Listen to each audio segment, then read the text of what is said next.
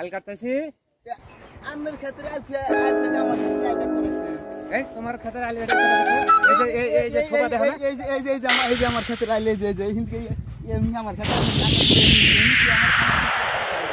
এই আমি পাঁচ নামাজ পড়ি না মানে পাঁচ তো নামাজ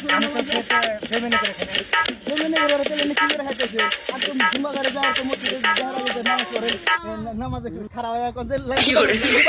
হ্যাঁ আমি গেলে কইছি আন্নারে কি করতেছে মানুষ রাখছেন ওই মামু আসছে ওই মামু আসছে জরম বল ওই মামু